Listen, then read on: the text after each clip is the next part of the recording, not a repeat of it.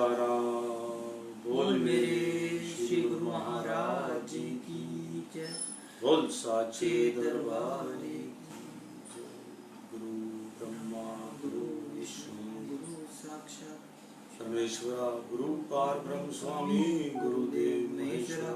तुमेव माता च पिता तुमेव बंधु च सखा तुमेव विद्या च धर्मं तुमेव देव देव बंधु च गुरु मंगलकार।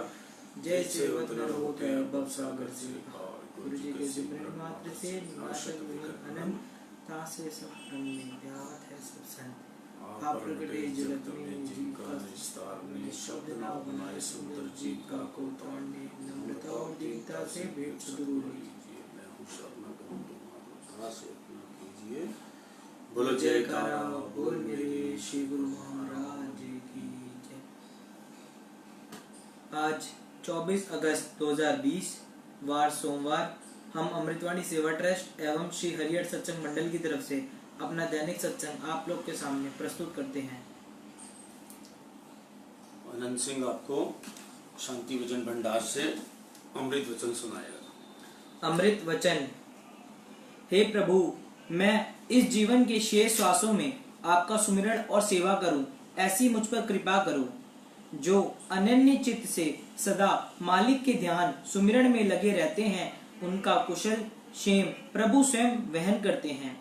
सत्पुरुषों के वचन है कि सेवक उसे कहना चाहिए जो सद्गुरु के वचन सुनते ही तन मन से परिपालन करने में जुट जाए, जैसी आज्ञा हुई हो।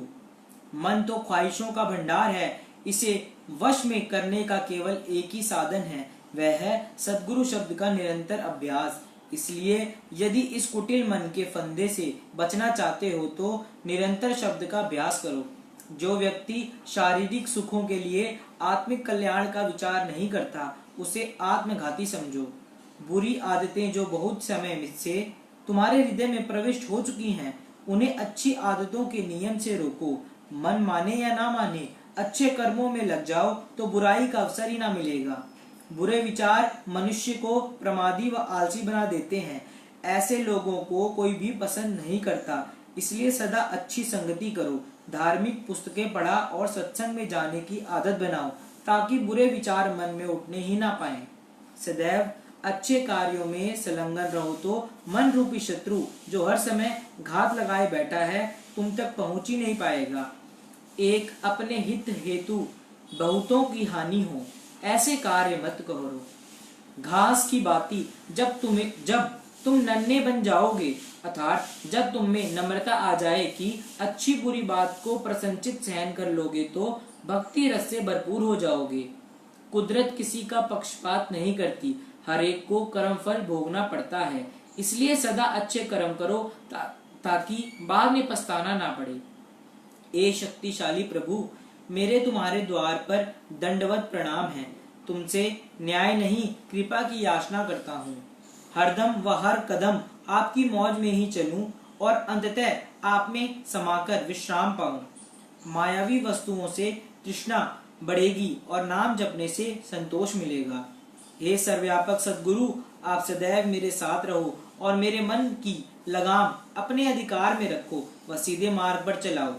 हे दाता, मेरे दिल में कोई अच्छे बुरे का सवाल ही पैदा ना हो। आपकी प्रसन्नता में रहना ही मैं अपना धर्म समझूं। जहाँ भी आप रखें वही मेरे लिए सुखधाम होगा। सद्गुरु स्वयं कष्ट सहन कर हमें सिखाते हैं कि तुम सहन करना सीखो। सद्गुरु सेवक को मोह माया के बंधन से छुड़ाते हैं, तो संसारी जीव मोहवश इसका विरोध करते हैं, परंतु महापुरुष इसकी परवाह न करते हुए जीवों के आत्म कल्याण में संलग्न रहते हैं। बोलो जयकारा बोल मेरे श्री गुरु महाराज की जय।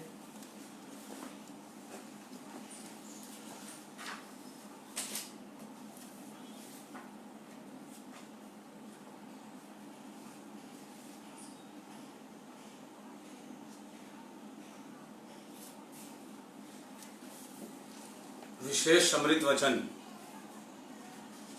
एक तो हमने एक नियम बनाया है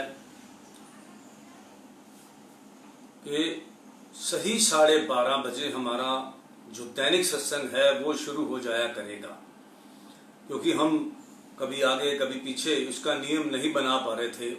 अभी हम दृढ़ता से जो है आज से हम इस बात को लागू कर रहे हैं कि 12:30 बजे हमारा जो दैनिक सत्संग है, चाहे मैं नहीं होऊंगा तो ये भक्त अमन सिंह जी करेंगे, लेकिन जो है सत्संग हमारा 12:30 बजे जो है पूरा जो है स्टार्ट हो जाएगा, क्योंकि इसी में फायदा है, क्योंकि कोई जुड़ पाते हैं, कोई आगे हो जाते हैं। टाइमिंग जो 12:30 बजे का जो है बिल्कुल ठीक है।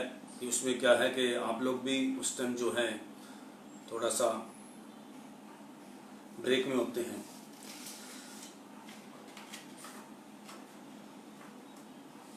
एक संतों के लिए बात कही गई है, कई संन्यास धारण करके भी गृहस्थ आश्रम को श्रेष्ठ बतलाते हैं। उसके लिए यही कहना पड़ेगा, वह संन्यास लेकर या तो पछता रहे हैं या संन्यास का वास्तविक आनंद या स्वतंत्रता को नहीं जाना।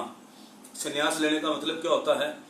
आज़ादी, अपनी आज़ादी से अपना जो है, और कई लोग जो है संत बनने के बाद भी मतलब कि साधु बन जाते हैं, चोला डाल लेते हैं, सब कुछ हो जाता है, उसके बाद वो संसारिक फिर भी उनके अंदर ऐसा लगता है कि उनको पछतावा है अपने संत बनने पर।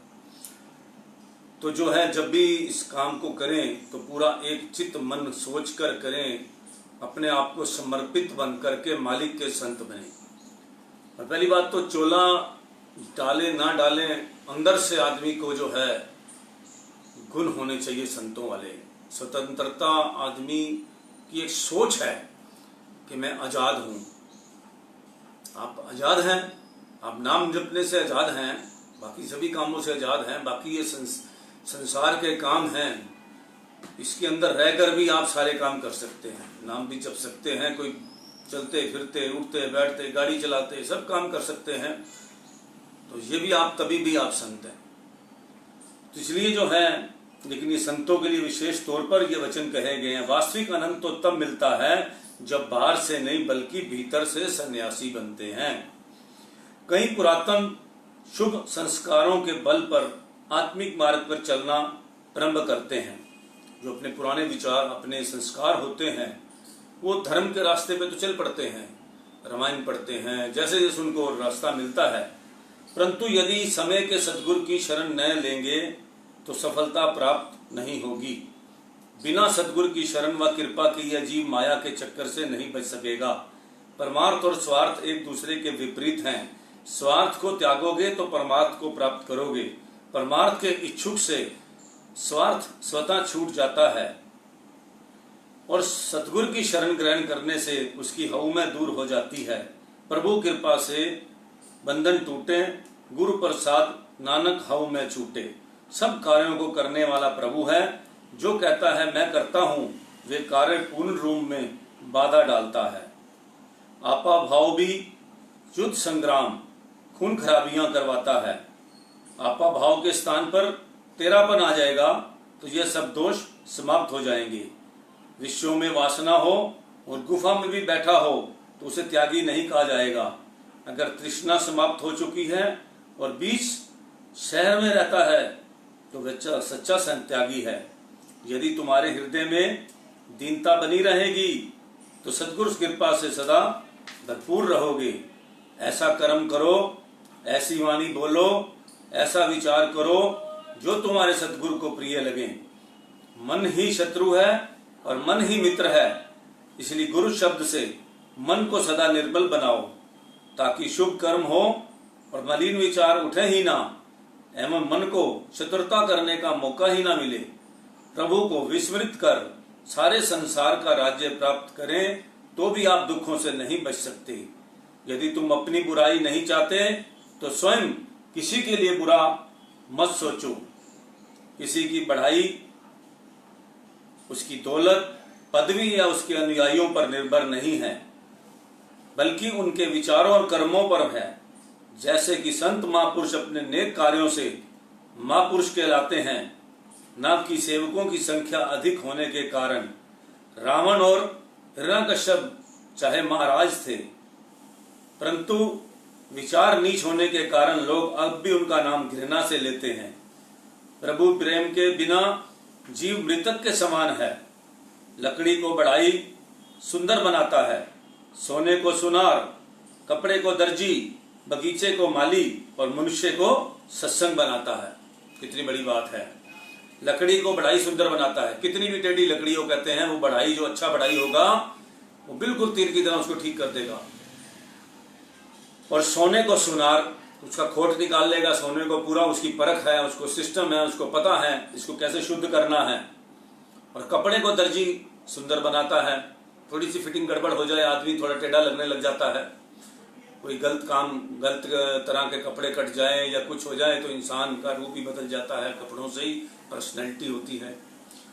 तो बगीचे को माली सुंदर बनाता है। बगीचा जो है, अगर माली काम नहीं है, उसको नहीं पता कौन सा पौधा किस ऋतु में उगना है, कब कटिंग का टाइम आया है, कब उसको, क्योंकि हमारे पास तो पार्क है, हमें तो हर चीज का पता है कि माली जो है, जो कब उसको कटिंग करनी है, कौन सा टाइम उगाने का है, कौन सा टाइम उसके खाद देने का है, अब उसको कीड़ा लग गया तो क्या डालना है, ये सब काम माली को पता होता है। और इसी तरह मनुष्य को सत्संग जो है मनुष्य को मनुष्य बनाता है, उसकी आत्मा शुद्ध करता है। तो जो इंसान असली मनुष्य किसको कहा जाता है? इस शरीर को मनुष्य थोड़ा कहा जाता है। मनुष्य के अंदर गुण भी मनुष्य वाले होने चाहिए, तभी वो मनुष्य होता है। जैसे मिट्टी से मटका या घड़ा बनाने के लिए उसके भीतर हाथ रखना पड़ता है और बाहर से उसे चोट लगानी पड़ती है, वैसे ही साधारण पुरुष से महान बनने के लिए सतगुरु की ताड़ना एवं प्रेम दोनों की आवश्यकता है। अगर सतगुरु कई बार गुस्सा भी होते हैं तो भी सुनना, जो नहीं सुनता भाग जाता है, गुस्सा हो जाता है कि मुझे क्यों डांटा गया, वो पक्का सेवक नहीं है समझो, वो नहीं बनना चाहता कुछ, उसको तो बहाना चाहिए भागने का। और सतगुरु प्यार भी बहुत करते हैं। मालिक जो है अपने बच्चे के, वो गुरु महाराज जी क्या करते हैं, अपने आप को, बच्चों को कैसे रखते हैं प्यार से, किंतु कष्ट ना आए। चले हैं यात्रा पर, दर्शन करने आ रहे हैं, रास्ते में अपना हर चीज का इंतजाम होता है, हर चीज का, हर जगह भक्त लोग जो हैं सेवादार, पूरा रास्ते में ये सब मालिक खुद बैठकर रात को जागते हैं। जब यहाँ से स्पेशल ट्रेन चलती है मालिक के लिए, तो सब मालिक खुद जाग रहे होते हैं कि कोई भूखा ना सोए, रात को लेट आए, देर में आए, सुबह जल्दी आए, कोई भी जो है, एक भी बंदा, आज तक कितने लोगों के साथ ऐसी बातें हुई हैं कि जो है जब भी ऐसा कोई मौका आया तो उनको लगा कि कोई सेवा करने आ गया है। कोई ना कोई प्रभु किसी रूप में पहुंचकर अपने बच्चों को कितनी मदद करते हैं। और संसार के अंदर रहते हुए भी, चाहे हम ना दर्शन कर जाएं, घर पे भी अगर नित्य नियम पूरा कर रहे हैं तो मालिक किस तरह से हमारे को आकर हमारी मदद करते हैं, हर काम में हमारी मदद करते हैं। हमें कहीं काम पे जाना होता है, हमें उठाते हैं जल्दी से, कोई नहीं उठा पाता तब भी हमारी नजर जो है अपनी नींद खुल जाती है। ये सब क्या चक्कर है? इसके पीछे जब हम भगवान के साथ रहते हैं और भगवान हमारे साथ रहता है, और जो मालिक को याद ही नहीं करते, वो अपनी शैतानी बुद्धि से चलते हैं, तो फिर उनको शैतान कहता सोने दो इनको, कोई बात नहीं, ये तो आलस का भरपूर आदमी है, उसको कौन जगाएगा, कौन उसको काम पे भेजेगा, उसकी तरक्की बिल्कुल नहीं है। अब बड़े बड़े विद्वानों की, टाटा, बिरला, अंबानी, जितने बड़े बड़े, मैं उनके नाम के अलावा भी जितने बड़े बड़े बिजनेसमैन होते हैं, ये तो हमारे मुंह पर रटे हुए हैं, उन लोगों से उनकी जीवनी पढ़ो। मैं उनके कुछ बातें पढ़ता रहता हूं। एक उसमें बुक भी आई थी धीरू भाई अंबानी के, उसने अपनी सेल्फ हिस्ट्री भी लिखी थी। उसके अलावा भी मैं कई बातें पढ़ता रहता हूं, जीवन में किन लोगों के विचार कितने सुंदर थे।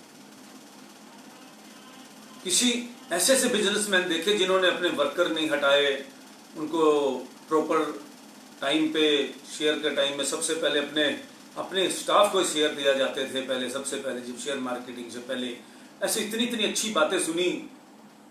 मैं हर चीज का मतलब निकाल के उसके अपने अंदर रख लेता हूं कि हर आदमी ने हर कोई ऐसा इंसान नहीं है जिसमें अच्छा गुण नहीं है, कोई ऐसी स्त्री नहीं है जिसके अंदर अच्छा गुण नहीं है।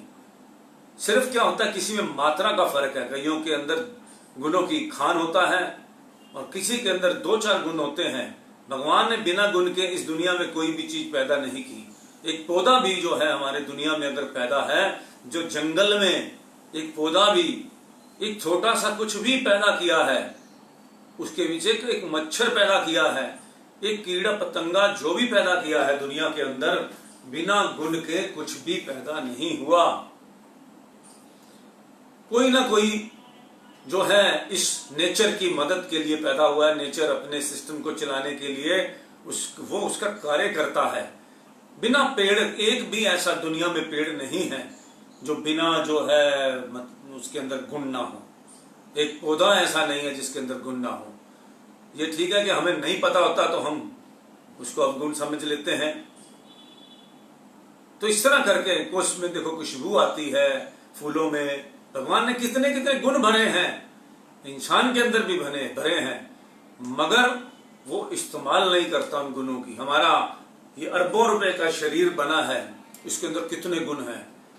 किसी ने, गुरु नानक देव जी के टाइम की एक कथा है, तो उसने कहा कि मेरे पास पैसे नहीं थे इसलिए मैं मदद नहीं कर सकता। तब उनको कहा गया कि मदद तो शरीर से सेवा करो, इतना करोड़ों का शरीर है, इस जैसी सेवा तो शरीर से सेवा करने से बड़ी तो कोई सेवा ही नहीं है। मैंने आपको बताया कि जब मैं कबूतरों को यहां से दाना डालने जाता हूं, तो एक दिन मेरे विचार में एक आदमी पानी की वो केन भर के लाया। उसने सभी जो है डोले जो पड़े थे वहां पे खाली, उनको धोकर जो है, केन 5 लीटर की थी, उसने भर के धो के जो है 1-2 डोले भर दिए पानी से। मेरे मन में आया, देखो पानी तो फ्री का है, घर से ये बेचारा सेवा कर रहा है, सिर्फ आकर भी सेवा कर सकता है, इसका रास्ता यही है। उसने रोज निकलना वहां से, कि उसके अंदर कितना अच्छा विचार गया कि टूटी से पानी भर के 5 लीटर की अपने स्कूटर पर रख के लाया है और डोले धोकर उसके अंदर कबूतरों को पानी दे रहा है। कितना शुद्ध विचार है। पानी में क्या मोल लगता है, पानी तो हम कितना वेस्ट भी करते हैं। तो किसी मतलब कि सेवा करना चाहे अगर मन के अंदर किसी का भी भला, चैरिटी कहां से शुरू होती है। अगर किसी को चैरिटी, आप अपनी जबान से भी चैरिटी कर सकते हैं। हम सत्संग कर रहे हैं, किसी को अच्छा बोलकर, अच्छा समझाकर, जो आपको लगता है कि मेरे अंदर ऐसी बात है, गाकर, समझाकर, कुछ भी करके आपको भगवान ने इतना शरीर दिया है, इस शरीर से कई लोग प्याऊ पे पानी पिलाते हैं, कितना कुछ होता है। अब तो मुझे याद नहीं, पहले हम पंजाब जाते थे तो लोग घरों से जो पास में रहते थे या दूर रहते थे मुझे नहीं आइडिया, लेकिन मुझे लगता था पास के लोग ही, जो दोनों तरफ स्टेशन के दोनों तरफ घर के लोग होते थे, वो पानी लेकर आते थे पिलाने के लिए ट्रेनों पर, जो जनरल ट्रेनें होती हैं। बाकी ट्रेनें तो बाद में लग्जरी हो गई, लेकिन पहले की बात बता रहा हूं, जो जनता ट्रेनें होती थी, लोग उनको पानी पिलाते थे और कितना उनको दुआएं मिलती थी रब से।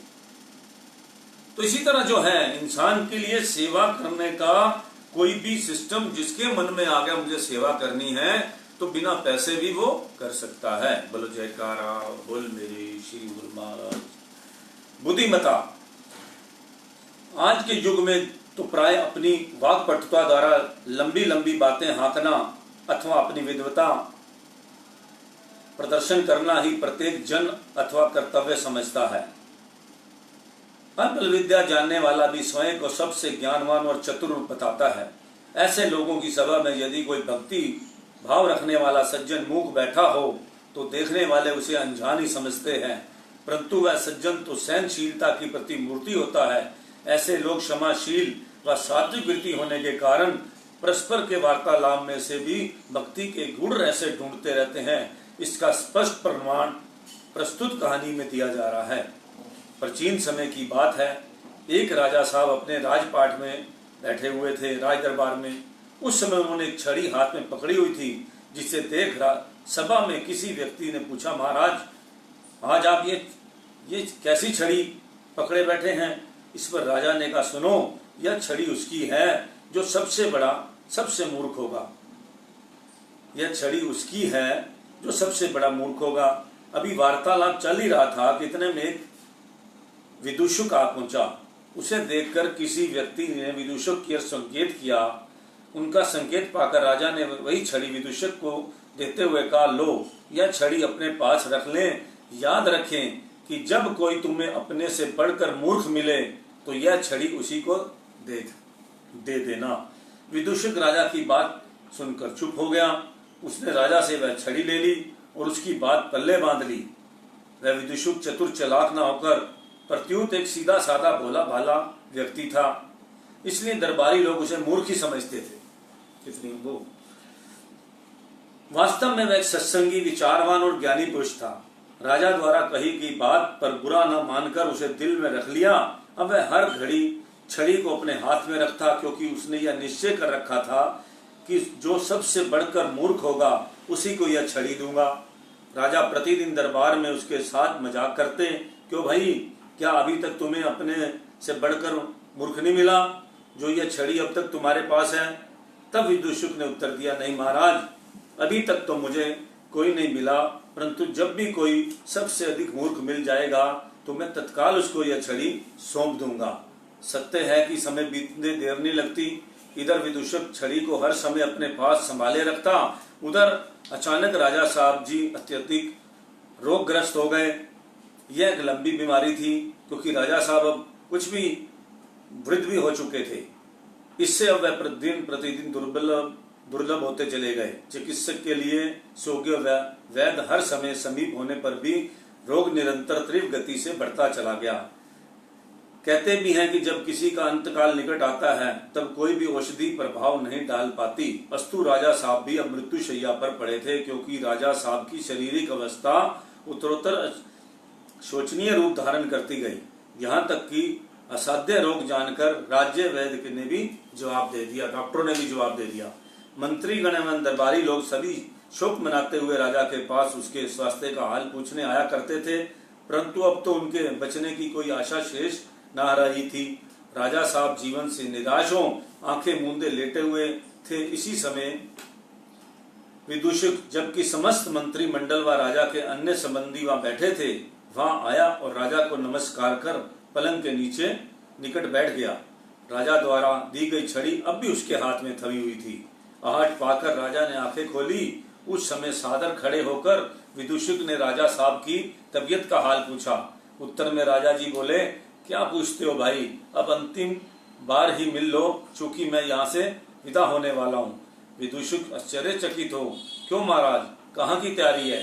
राजा, हाँ भाई, अब मैं यहाँ से कूच करने वाला हूँ। विदूषक, महाराज, पहले आप यात्रा पर जाते थे तो कई दिन पूर्व ही हर तरफ समाचार दिया जाता था और जाने की तैयारियां हुआ करती थी।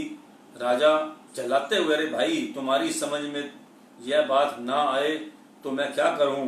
अब जिस यात्रा पर मैंने जाना है इसमें किसी को समाचार देने का अवकाश तक नहीं मिल पाता, अपितु एकदम ही चल देता पड़ता है।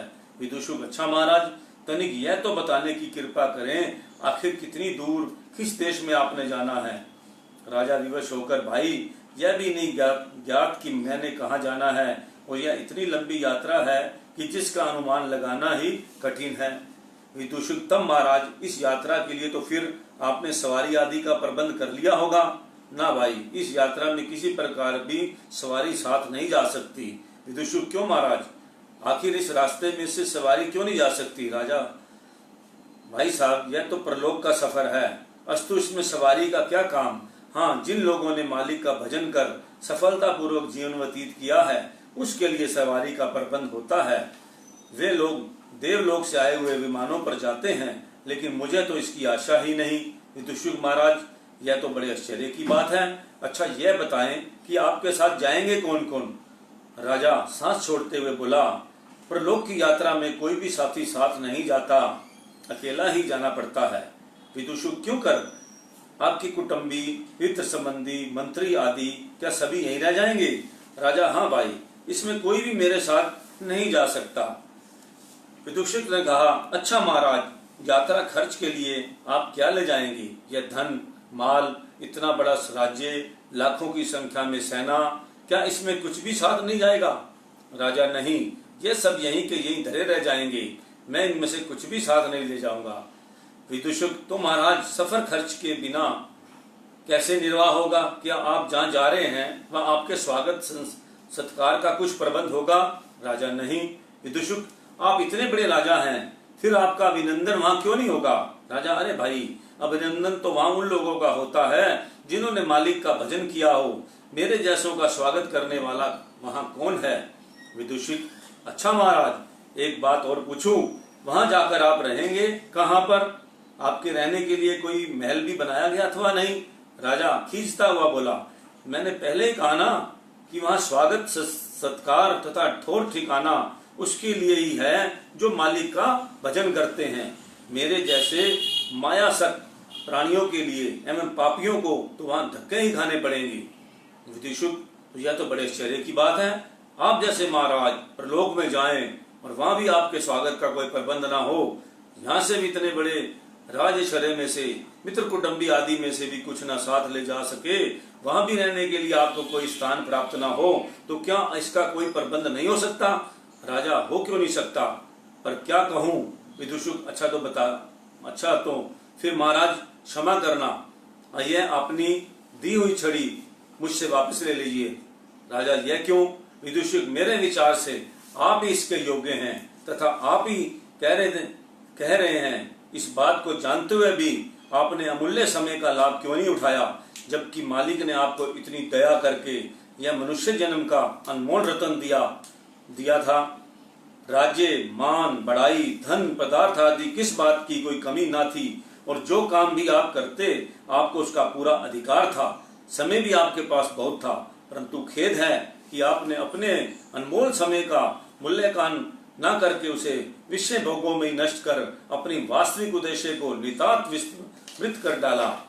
यदि आप इस जीवन काल में सत्संग व मालिक का भजन करते तो परिणाम यह होता कि आप उज्जवल मुख लेकर बड़े सम्मान के साथ विमान पर सवार होकर मालिक के धाम में जाते, लेकिन अफसोस आपने इसका कोई प्रबंध नहीं किया। अब तो सिवाय पछताने के और कुछ ना मिलेगा। अब आप ही बताइए महाराज, भला इससे बढ़कर मूर्खता क्या होगी कि अवसर हाथ में रहते हुए भी आपने परलोक को ना संवारा। राजा अफसोस करते हुए, यही तो मुझसे बड़ी भारी मूर्खता हुई है। अंत में विदूषक राजा को छड़ी सौंपा और चलता बना। राजा के दुख का कोई पारावार न था। इस दुख में राजा के प्राण पखेरु उड़ गए। दृष्टांत का भाव ये है कि राजा के कथनानुसार ज्ञानवान विदूषक ने किस प्रकार का बुरा ना मानकर छड़ी ले ली। यद्यपि वह मूर्ख शब्द का अर्थ समझता था, परंतु राजा तो राजमद के कारण ही उसे सीधा साधा व्यक्ति जान मूर्ख नाम से पुकारता था। वास्तव में विदूषक मनुष्य जन्म की सार्थकता एवं उद्देश्य से परिचित था। जब राजा का अंतिम समय आया तो किस प्रकार उचित अवसर पर उसने अपनी पराबुद्धि का ज्ञान राजा पर प्रकट किया, जिसे सुनकर राजा के होश ठिकाने लगे। अब तो समय हाथ से निकल चुका था, सिवाय अफसोस के उसके मन हाथ में कुछ ना लगा। इसलिए प्रत्येक मनुष्य को इस कहानी से शिक्षा ग्रहण कर अपने दुर्लभ मानव जन्म का यथार्थ मूल्यांकन करना चाहिए तथा संसार में विचरते हुए मालिक का भजन अभ्यास कर अपना परलोक संवारना चाहिए, जिससे मालिक की प्रसन्नता का सच्चा आनंद प्राप्त हो। बोलो जयकारा बोल मेरे श्री गुरु महाराज। ये कहानी कितनी बड़ी शिक्षा देती है। एक एक स्पष्ट शब्दों में राजा था, मालिक था, देश का दान कर सकता था, पुण्य कर सकता था, भजन कर सकता था, बंदगी कर सकता था, संतों की सेवा कर सकता था। क्या नहीं था उसके पास, मगर वो मूर्ख था। और ये सभी पे बात लागू होती है कि हम सभी के पास सब कुछ है, कुछ ना कुछ करने के लिए है, मालिक का नाम जपने के लिए है। कितना बड़ा राजा, बड़ा दुख होता है। इस कहानी को सुनकर मुझे बड़ा शौक हुआ है। इसी तरह हम जो हैं, हमें मालिक ने सब कुछ दिया है। जो राजा कितना बड़ा राजा था, दान कर सकता था, पुण्य कर सकता था, सब कुछ कर सकता था, सत्संग करता, महात्माओं संतों की सेवा करता, बड़े से बड़े संत को बुलाकर उससे शिक्षा लेता, दीक्षा लेता, उनके बाद नाम जपता और राजा भी रहता। राजा जनक की तरह राज भी किया, भक्ति भी की, और उसके बाद राजा जनक अगले जन्म में संत बने, बहुत बड़े कलयुग के बहुत बड़े संत बने। अगर ये बात मैं जाहिर कर दूं जो हमारे ग्रंथों में लिखा है कि राजा जनक उस जन्म के अंदर क्या बने थे, तो आप हैरान रह जाएंगे सुनकर। तो ये बातें जो हैं ये हमने बहुत बड़े ग्रंथ में किसी हमारे गुरु महाराज जी ने लिखी है कि राजा जनक ने अगले जन्म क्या पाया, दोहे के अंदर लिखा हुआ है। तो इसी तरह जो है हम अपना समय खराब कर रहे हैं। जब एक एक स्पष्ट शब्द में उस मंत्री ने, उस विदूषक ने, राजा के दरबारी ने एक एक बात पूछी कि आप साथ क्या ले जाओगे, कुछ नहीं, आपको पता है वहां पे महल बना हुआ है आपका, वो भी नहीं पता, कुछ नहीं पता। यहां पे देखो भौतिक संसार के अंदर सेना है, प्रजा है, कितना बड़ा मालिक था, और वहां कैसे जाएगा, भिखारियों की तरह, कोई उसको पता नहीं। लेकिन भक्ति करने वाले को सब पता होता है। भक्ति वाले को यह पता होता है कि मेरा मालिक, मेरे गुरु महाराज जी ने मेरा हाथ पकड़ रखा है और वो मुझे पार उतारेंगे और मेरे को खुद लेने आएंगे। और ऐसा हुआ है, होता ही ऐसा है कि मालिक खुद चलकर अपना लेने आते अपने बच्चे को। अगला जन्म भी हमारा स्वार्थ सफल हो जाता है और ये जन्म में भी हम कोई दुख नहीं पाते। ये है भक्ति करने का फायदा। अब अनंत सिंह जो है आपको तीसरी पातशाही जी के, हमारे गुरु महाराज जी के वचन सुनाएगा।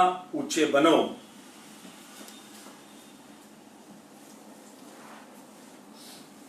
सत्संग ऊंचे बनो।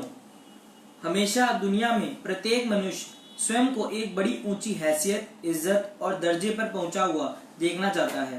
प्रत्येक मनुष्य की यह कुदरती तौर पर ख्वाहिश होती है कि मैं एक ऊंची और जबरदस्त हस्ती बनूं और सब प्रकार से सुखी रहूं। इस प्रकार की मांग कुदरती है कि प्रत्येक व्यक्ति बड़े ऊंचे दर्जे वाला और सुखी बनना चाहता है। मनुष्य की यह मांग या ख्वाहिश तो असल में बिल्कुल ठीक है। अपने आप को ऊंची हैसियत में देखना, बड़े बनने, सुखी होना और इज्जतदार बनने की यह ख्वाहिश और ख्याल सब ठीक है, लेकिन इस बात का विचार करना है कि इंसान सबसे ऊंचा, इज्जतदार और सुखी किस प्रकार हो सकता है। यह ऊंचे दर्जे की अवस्था और हालत किस प्रकार प्राप्त की जा सकती है। बढ़ाई किस चीज में है। वह जो अंदर में कुरीद या लगन या ख्वाहिश है वह तो बिल्कुल ठीक है, मगर कुसंगति के कारण या बेसमझी के सबब जीव उस सब ऊंच दर्जे को पा नहीं सकता।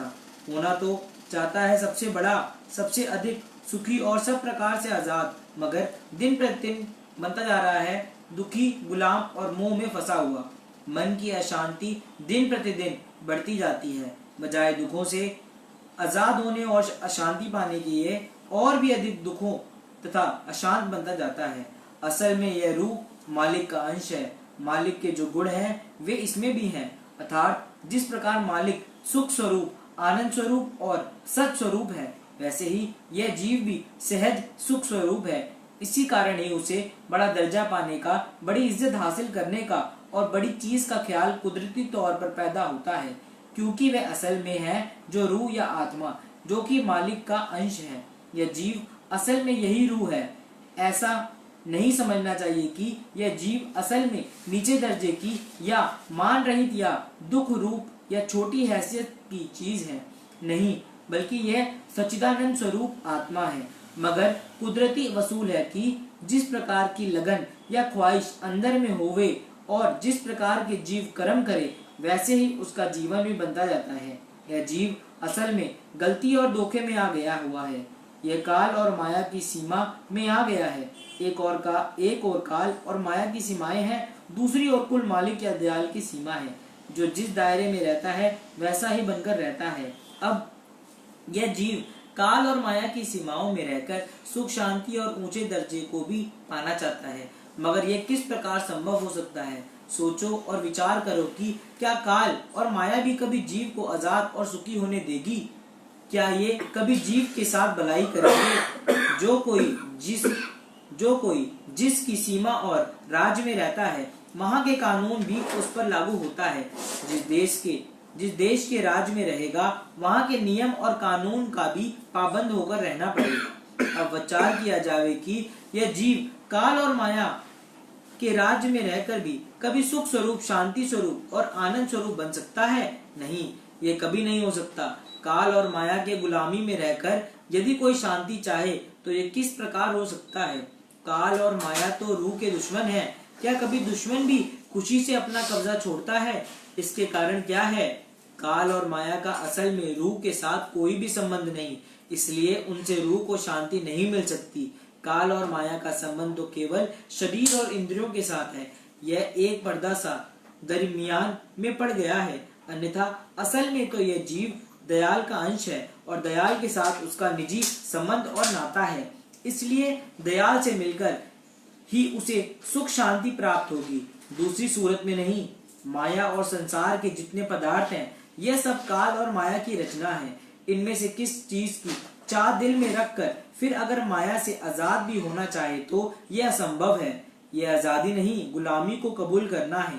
जिनके कब्जे में माया के पदार्थ अधिक हैं, उनसे पूछकर देखा जाए कि क्या वे वास्तविक अर्थों में सुखी हैं? नहीं, वे सुखी कहाँ हैं? सुखी ना होने का कारण यह है कि असल में इन मायावी चीजों से रूह का संबंध नहीं है, इसलिए ये रूह को सुख नहीं पहुंचा सकती। कहाँ रूह और कहाँ शरीर, कहाँ रूह और कहाँ माया के पदार्थ। माया के पदार्थों की चाह मन में होवे और खुद को रूहानी इंसान भी कहलाए, यह तो बड़ा धोखा है। माया के पदार्थों की इच्छा रखता है और फिर बड़ा दर्जा पाना चाहता है कि ये क्यों कर होगा। जिस चीज की इच्छा है उसी का दर्जा भी हासिल होगा। माया की इच्छा रखकर वह रूह वाले गुणों का मालिक और आत्मा के आनंद तथा शांति का भागी कैसे बन सकता है?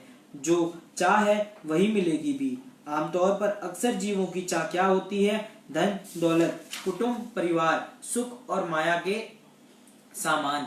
मगर ये सब तो सब काल के समान है। जब काल और माया के पदार्थों की इच्छा है तो काल का टैक्स भी लगेगा।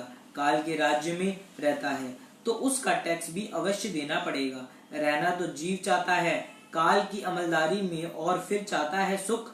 नहीं, ये नहीं हो सकता। ये कुदरत का कानून ही नहीं है। काल की अमलदारी में तो चिंता, फिक्र, गम, अशांति, राग, द्वेष और ईर्ष्या आदि ये सब काल के टैक्स हैं। इनसे क्यों कर बच सकेगा? कुदरती वसूल है कि जिस चीज की इच्छा है वही मिलेगी, मगर उसका टैक्स भी साथ ही लग जाएगा। धन दौलत की इच्छा है तो उसका टैक्स सर्प की योनि है। माल, मिल्कियत, मकान, जायदाद आदि में सूरती अटकी रह गई तो परिणाम भूत प्रेत की योनि, यह उसका टैक्स है। इस तरह संतों की बानी का अनुसार प्रत्येक ख्वाहिश का अलग अलग टैक्स है। सत्पुरुषों की ये बानी है, अंति काली जो लक्ष्मी सिमरे ऐसी चिंता माही, जे मेरे सरप जोनी वाले वली अवतरे, अरी बाई गोबिंद नामू मति बिसरे, अति काली जो स्त्री सिमरे ऐसी चिंता मही। गुणवारी में वर्णन है, संसार में प्रत्येक वस्तु का अपना अपना प्रभाव होता है। यदि कोई गर्म चीज चख ले, चीज खा ले और उसका ठंडक, तो ये किस प्रकार का होगा? जो गिजा खाएगा अंदर में उसी प्रकार का भी प्रभाव भी उत्पन्न होगा। जो चीज स्वयं मांगता है फिर कहे कि मैं उसके असर से बच जाऊं, ये कैसे हो सकता है? अंदर में बुराई के संस्कार एकत्र करो और चाहो कि अशांति से भी बच जाए, तो यह नहीं होगा। यदि कोई ऐसी चीज खा लो जो स्वास्थ्य के अनुकूल ना हो अथवा जो अंदर में विकार पैदा करे, तो फिर उसके असर से कैसे बच सकोगे? बुरे संस्कार तो जीव ने स्वयं एकत्र किए हैं, इसलिए उनका फल भी उसे अवश्य ही भोगना पड़ेगा। आप ही जो चीज खा बैठा है उसका असर भी खुद ही भुगतना है। कोई दूसरा तो उसके परिणाम को नहीं भुगतेगा। अपने मन में जो कुछ दाखिल कर लिया है वह कहाँ जाएगा? वह तो अंदर में अपना स्वभाव प्रकट करेगा ही। यदि कोई कहे कि मैं उससे बच जाऊं, तो यह बड़ी गलती है और भारी भूल है। क्या ये अपने जीवन का अनुभव? दिन भर जो काम करे, रात में स्वप्न भी वैसा ही आते हैं। जैसे पढ़ाई कोई पढ़ेगा, वैसे ही ताकत भी अंदर में पैदा होगी। उससे कैसे बच सकेंगे? वह पढ़ी हुई विद्या कैसे भूल सकेगी? वह तो अब रग रग में समा गई है, वह अब कभी भूली नहीं जा सकती। इस प्रकार इस जीवन भर सूरती या ख्याल का जिस चीज से टकराव होता रहता है, इंसान वही रूप बनता जाता है। हर समय और रात दिन के 24 घंटे माया के पदार्थों और असत वस्तु की इच्छा करते रहने से जीव कहां से कहां पहुंचा जा सकता है। असल में तो था कुल मालिक का अंश और बन बैठा नीच योनियों का कीड़ा तथा नरकों का अधिकारी। ऐसा उसे किसने बनाया? किसने इस अवस्था पर पहुंचा दिया? वह स्वयं ही इस हालत को पहुंचा है। स्वयं ही बुरे संस्कार एकत्र किए हैं। धीरे धीरे वे संस्कार एकत्र होकर वही ताकत इकट्ठी हो गई और मन भूत की तरह बलवान बनकर खाने लगा है। इसलिए महापुरुष हमेशा, हर समय और हर युग में संसार के अंदर अवतार धारण करते हैं। वे जीवों को उनकी गलती जतलाते हैं कि तुम असल में कुछ और हो, लेकिन बन बैठे हो कुछ और ही। असल में तो ये मालिक का अंश है और सच्चिदानंद स्वरूप रूह या आत्मा, लेकिन बन बैठे हो नाशवान शरीर जो कि चिंता, फिक्र, गम, अंदेशे और सुख दुख आदि द्वंद्वों का ढेर है।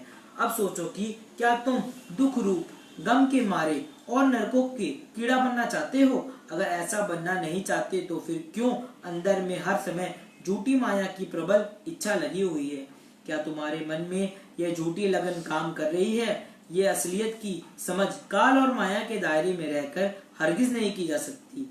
काल और माया का कानून तो जीव को गुलाम बनाना है, मालिक बनाना या आजाद करना उनका कानून नहीं है।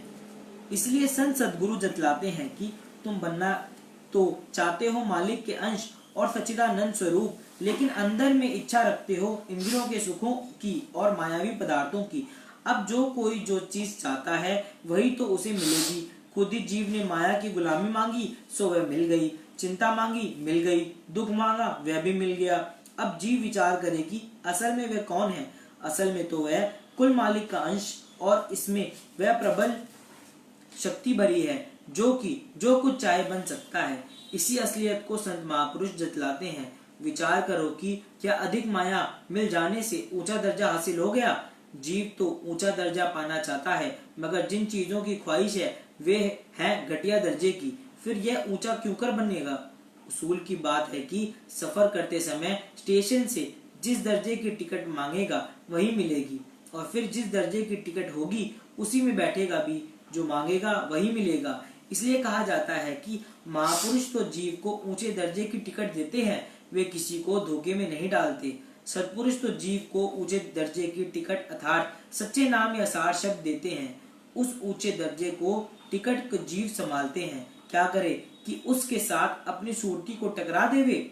जब सूरती उसमें रम जावे तो ये जीव उसी दर्जे पर ही पहुंचा जावेगा। यह सदगुरु का सार शब्द ऊंचे दर्जा की और धुर की चीज है। ये धुर धाम की टिकट है। बस इसी से सूरती को मिला लेवे और मालिक से जा मिले। और ये जीव जो मायावी चीजें चाहता है, ये सब क्या है? ये माया के पदार्थ तो दुख रूप है। सदगुरु तो जीव को धुर तक पहुंचा देना चाहते हैं और जीव खुद दूसरी तरफ को रुख रखता है। जरा विचार तो करो कि तुम हो किस देश के वासी और रुख किस तरफ का रखा हुआ है। तुम तो असल में दयाल देश के वासी हो, लेकिन रुख रखा हुआ है काल देश की तरफ। सोचो कि ये काल और माया के समानों की इच्छा किस लिए है? नहीं, ये तो नरकों के समान है। इनके लिए जीव की हार्दिक इच्छा नहीं होनी चाहिए, बल्कि हार्दिक इच्छा तो मालिक से मिलने की होनी चाहिए। इसके सिवाय और कोई अच्छा हृदय में बिल्कुल नहीं होना चाहिए। अब जिसके मन में प्रबल इच्छा तो होवे माया के पदार्थों की और चाहे मालिक से मिलना, तो फिर क्या मालिक के दरबार में भी ठगी और चतुराई से काम निकल सकता है? नहीं, दिल में जबरदस्त इच्छा तो है काल और माया की गुलामी अख्तियार करने की, और फिर उनसे आजादी भी चाहते हो, तो ये कैसे होगा? जिस माया की इच्छा है वह तो फकत छाया है, वह असल की नकल है। उसके पीछे क्यों फिरते हो? छाया खुद तुम्हारे पीछे दौड़, ना कि तुम छाया के पीछे मारे फिरा करो। अगर तुम ये कहो कि इन मायावी समानों को पाकर इंसान बड़ा बन जाता है, तो सोचो कि काल और माया की हुकूमत में बड़ा बनना असल में क्या है? असल में वह उनकी गुलामी का अख्तियार करना है। काम, क्रोध, लोभ, मोह, अहंकार की हुकूमत में अगर बड़ा बन भी गया तो क्या वह उनका मालिक है या गुलाम?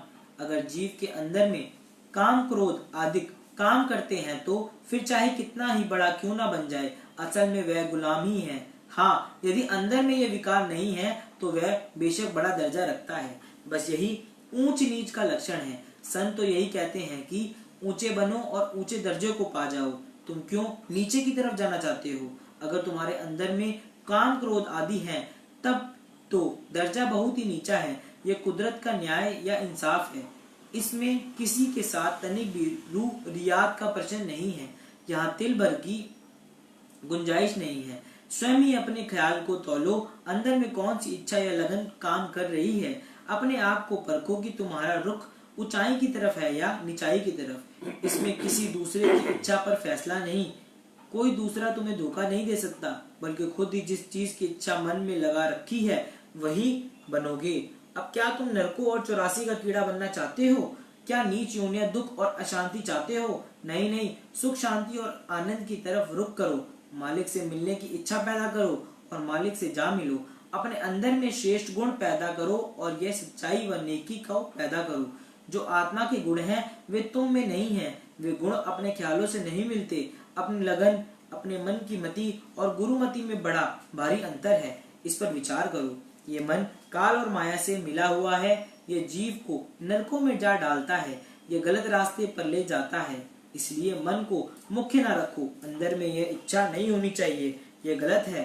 तुम संतों के कथन को और गुरु के वचन को मुख्य रूप और गुरुमुख समझो। सत्पुरुष के वचन की रानुमाई में चलो। मन की रानुमाई हरगिज अख्तियार ना करो।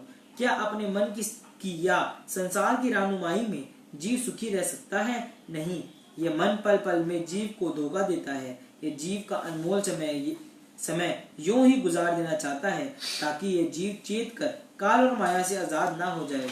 इसलिए सद्गुरु हमेशा बतलाते हैं कि तुम असल में सुख स्वरूप हो। यही बनो। नीचे की तरफ, गिरावट की तरफ और दुख की तरफ मत जाओ। ऊंची तरफ को रुख रखो और ऊंचे बनो। नीच चीजों की इच्छा रखना नीच बनना है और ऊंची चीजों की ख्वाहिश करना ऊंचा और बड़ा बनना है। इसलिए गुरुमुख बनकर ऊंचे दर्जे को पा जाओ। बोलो जयकारा बोल मेरे श्री गुरु महाराज जी की जय।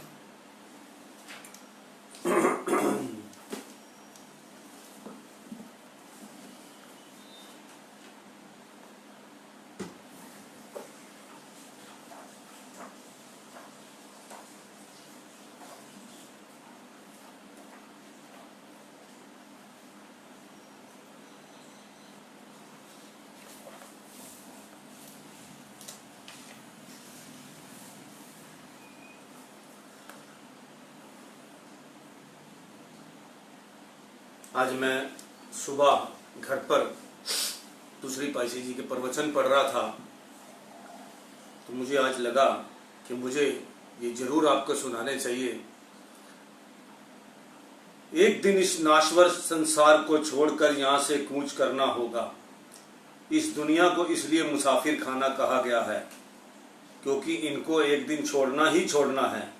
ये धन दौलत, मकान व सामान जो इस मनुष्य ने बड़ी कोशिश से जमा किए हैं, सबके साथ यहीं पर पड़े के पड़े, धरे के धरे रह जाएंगे।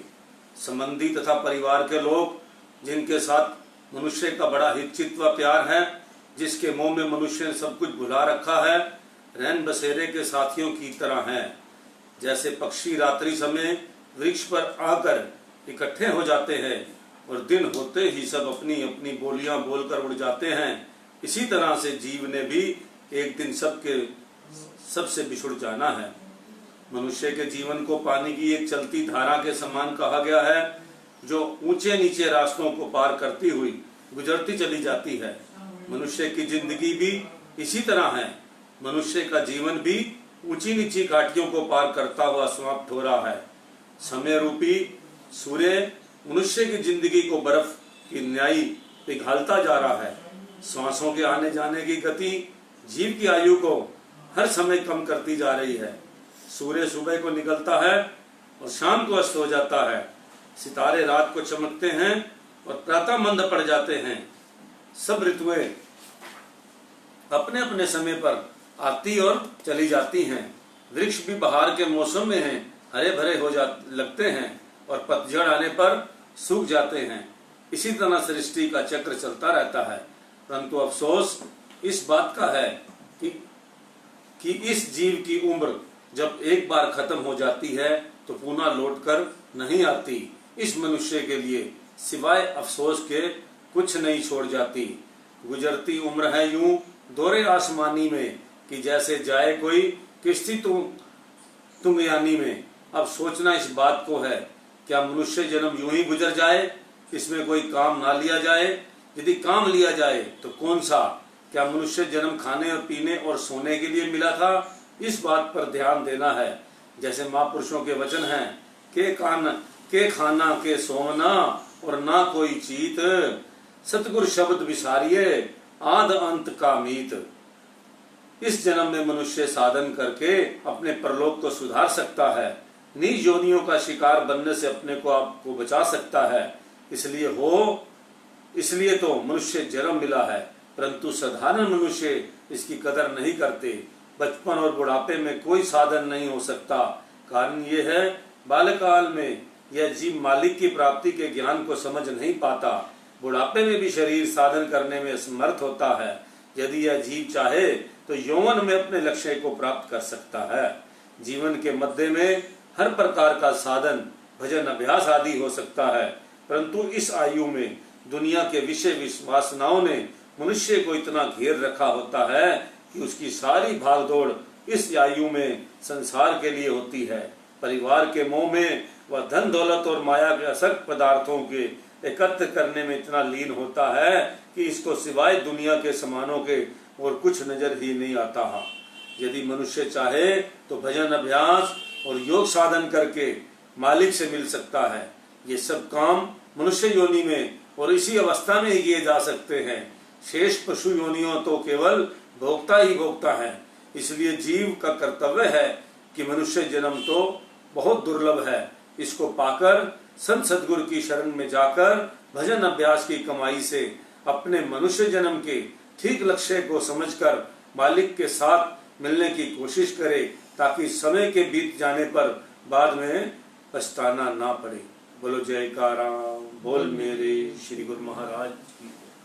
तो ये हमारे दूसरी पातशाही जी के प्रवचन थे कि जन्म मिला है, और महापुरुष कहते हैं कि साथ साथ एक ना तो बचपन में कुछ हो सकता है, उम्र खेलने की है, कूदने की है, पढ़ाई की है, उसके बाद फिर बुढ़ापे में हमारा शरीर बैठने लायक भी नहीं होता, चौकड़ी लगाने भी नहीं होता, और फिर जवानी में जब हमने उसकी प्रैक्टिस ही नहीं की तो हमारा दिल ही नहीं करेगा। जब मन को उधर लगाया नहीं, जब मन को लगाया नहीं भक्ति की तरफ, तो वो क्यों करेगा भक्ति? उसको तो जो लाइन मिल गई उसी में पड़ा रहेगा। बुढ़ापे में भी उसको भगवान याद नहीं आएगा। कोई अच्छी उसके अंदर स्मृति ही नहीं है जो उसको याद करे। उसको तो वही याद आएगा अपने जीवन में किए हुए ऐशो आराम। एक सज्जन मेरे को पार्क में मिलते थे, अब वो शरीर छोड़ गए हैं, 65 साल की उम्र में शरीर छोड़ गए हैं, तो अभी 4-5 साल हो गए। वो हर टाइम अपने एक सरकारी नौकरी में रहे थे, और अच्छे लेवल की सरकारी नौकरी थी, मिनिस्टर के साथ रहे।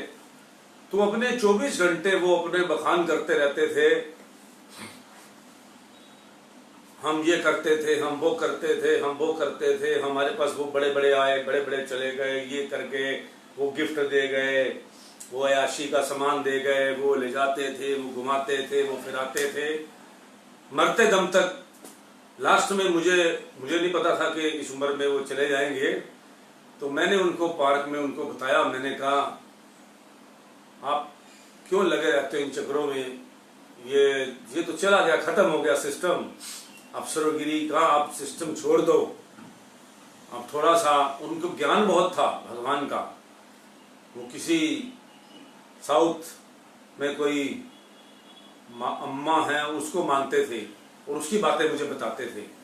तो मैं कहता था जो आपने सीखा हुआ है धर्म की बातें वही कर लिया करो, कम से कम जो है उसके ज्ञान भी बहुत था, लेकिन जब हमारी ऐसी चर्चा हुई एक बार, तो वो अपने आप को उन्होंने समेट लिया और अपने कमरे में ही बंद रहने लग गए।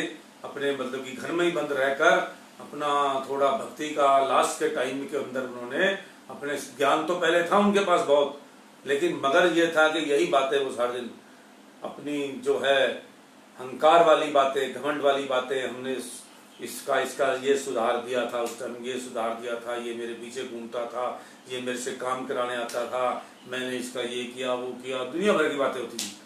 तो मैं कहता था ये कैसेट चलानी बंद कर दो, अब ये सिस्टम को है प्रभु की तरफ लगाओ, इससे क्या फायदा है? ऐसे बहुत सारे लोग हैं जो अपनी प्रशंसा की कैसेट चलाते रहते हैं, मिलता कुछ नहीं है। सवेरे से मेरी ये नौकरी थी, मैंने ये किया, मैंने वो किया, मैंने पार्क में भी जाओ तो वहां इसलिए कईयों से मिलकर दिल नहीं करता बात करने का, क्योंकि पार्क में भी लोग अपनी पुरानी बीती हुई बातों को ही याद करते रहते हैं। मैंने ये किया, मैंने वो किया। हो गया ना, सब मालिक ने किया ना, किया सब मालिक ने। आपने क्या किया? आपको तो एक तरह का रोल मिला था, आपने अदा कर दिया, खत्म हो गया। आप उस रोल को क्यों याद करते हो? अब जो जहां जाने वाला रोल है, मेरे हिसाब से तो उसको याद करना चाहिए, आगे के लिए सम्मान तैयार करना चाहिए। जो वो राजा की कहानी सुनी आपने कि भाई जो है उसको, राजा इतना मूर्ख था कि उसको सब पता था कि आगे भक्ति वाले जाते हैं, उनको आगे किस तरह से मालिक उनको ले जाते हैं, सब कुछ होता है। तो हमें तो इन बातों को देखना है, हमें फजूल की कैसेट नहीं चलानी कि जो है हमने क्या किया क्या नहीं किया। अगर हम इस तरह कैसेट चलाने लग जाए, हमें तो ये देखना चाहिए कि अब हम कितनी उम्र के हो गए हैं, अब हमें अपने जाने का रास्ता ठीक साफ कर लिया है या नहीं कर लिया, या हमें जमदूत जो है वो धक्के मार के ले जाएंगे और बड़े गंदे टाइम में ले जाएंगे और हमें डराएंगे, बड़े गंदी शक्ल वाले आएंगे, या हमें जाते टाइम जो है, कईयों की ना मरते टाइम तक मैंने देखा है जो है, जो मरते टाइम तक उनका जो है अपना बीच में ही सब हो जाता है, वॉशरूम वगैरह सब कुछ है।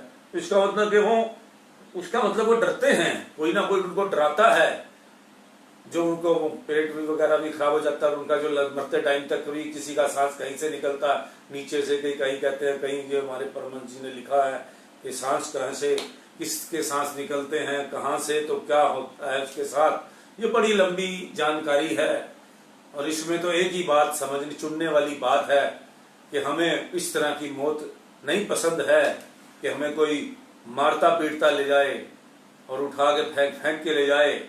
और अगर हमने अच्छे ढंग से जाना है और हमारे के लिए कोई आए, कोई फूल सज के आए और सब कुछ है, आगे हमारा स्वागत हो, तो ये हमें सत्संग का काम जो है वो निरंतर निस्वार्थ ढंग से अपने अंदर, अपने आप को सत्संग को अंदर ग्रहण करना है, अंदर बिठाना है।